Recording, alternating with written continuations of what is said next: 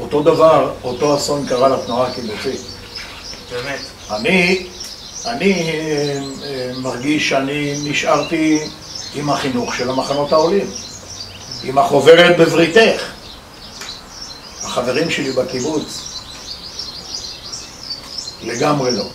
לגמרי לא. נורא מעניין. לגמרי לא. זאת אומרת, עם הזמנים, דברים אחרים כן, נהיו כן. העניין המרכז. תראה, אני אספר לך שב-97 אני הייתי אז סגן שר החינוך,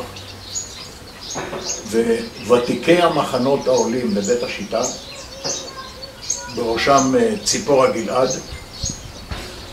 אשתו של בנימין גלעד, הכינה יום עיון, והיא קראה לו החלום ושברו. היו שם ותיקי מייסדי הקיבוץ, הוותיקים שהקימו את הקיבוץ, מה שנקרא החוג הזקן. מאיפה זה בא החוג הזקן? הם היו בגימנסיה הרצליה, שם הקימו את תנועת המחנות העולים, ובגיל 15-16 הם כבר קראו לעצמם החוג הזקן, כי הם היו המייסדים. הקמנו תנועת נוער, אנחנו יכולים כבר לקרוא לעצמנו החוג הזקן. זאת אומרת, ותיקי החוג הזקן באו ב-97 או 8, אני לא זוכר במדויק מתי זה היה, ליום עיון הזה. אני ישבתי שם, ציפורה הייתה מחנכת שלי 5 שנים, היא הייתה המחנכת של חיי, המחנכת של חיי, אישה משכמה ומעלה.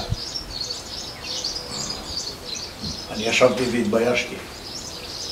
בנושא הזה של החלום ושברו, הייתי היחידי ביום העיון הזה שהעז להמשיך ולדבר על ערכי המחנות העולים, על הערכים שבעצם ייסדו את המחנות העולים.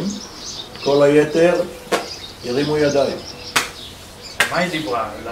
על ההתיישבות ועל המלחמות ועל הצורך להתחשב עם כל הסביבה, ואין לנו, לא נוכל ללכת נגד כל העולם ולא בשלה העת וכל מיני כל מה שניסינו להשיג, חלום ושברו. כל מיני מכבסת מילים.